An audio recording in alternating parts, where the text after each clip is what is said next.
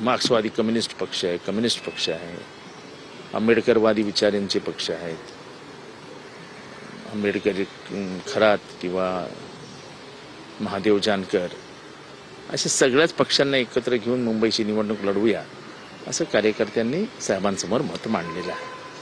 खरं तर मनसे नको अशा पद्धतीची एक काँग्रेसची भूमिका आहे. एकीकडं मतचोरीचा ज्यावेळेस मुद्दा आला त्यावेळेस तुम्ही सर्वजण एकत्र होतात. आता मात्र ऐन निवडणुकीमध्ये मनसे नको अशा पद्धतीची एक भूमिका मांडली जाते. यावर काय राष्ट्रवादी पक्षाची भूमिका कार्यकर्त्यांनी जी मांडली आहे ती की महाविकास आघाडी जी होती त्यांना घेऊन आणि साधारण आपली ताकद वाढवून आपण भाजपला कसं पराभूत करू शकतो याची रणनीती आखावी अशी साहेबांना त्यांनी सगळ्यांनी विनंती केली. मनसेबाबत काही चर्चा झाली का?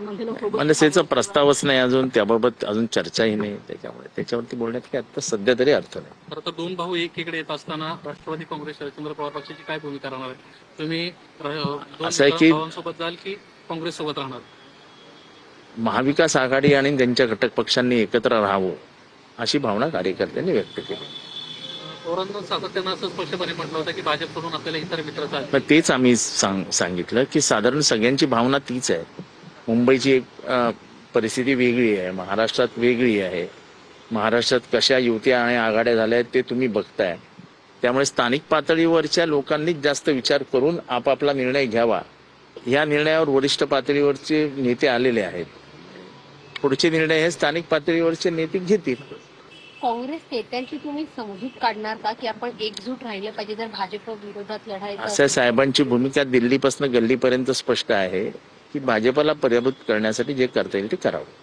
समजूत काढणार मी बोललो तेवढंच बोलीन. मी समजूत काढणार की नाही ते त्यांना माहिती. पुढील आठवड्यात काही बैठक होणार आहे का एकत्रित? कारण आज आपली एक बैठक झाल्यानंतर पुन्हा एकदा काँग्रेस सोबत बसलं जाईल असं सांगण्यात आलं होतं. नाही, ते आता काँग्रेसचा काय निरोप येईल, साहेबांची ते काय बोलतात ती वेगळी गोष्ट आहे. पण आज जी बैठक झाली त्याच्याबाबत महाराष्ट्राला आणि तुम्हाला सगळ्यांना माहिती देण्यासाठी मी आलो. सर, हिंदी में बताएंगे आज की बैठक में क्या हुआ है, किस बारे में चर्चा हुई है? इस बारे इतनी ही चर्चा हुई कि पार्टी के कार्यकर्ताओं ने कहा कि भाजपा को पराजित करने के लिए हमको महाविकास आघाड़ी का जो गठन हुआ है वो जो पार्टियां इकट्ठा हुई थी और रही है वो ऐसी ही रहनी चाहिए, ऐसे कार्यकर्ताओं की भावना रही. सर, मतलब जिस तरीके की यूनिटी हमने सत्याचा मोर्चा में देखी थी, जहाँ पे एमएनएस से लेके एनसीपी अम्बेडकराइट पार्टी से एक साथ, देखो तभी मैंने कहा था कि वो एक अलग विषय है, ये एक अलग विषय है. अलग अलग विषयों पे अलग अलग बातें हो. समाजवादी पक्ष हो या समाजवादी पक्ष हा आमचा घटक पक्ष आहे आणि समाजवादी पक्ष बरोबर राहावा ही आमची भावनाच आहे आणि तो आमच्या बरोबर महाविकास आघाडीचा घटक पक्षच आहे.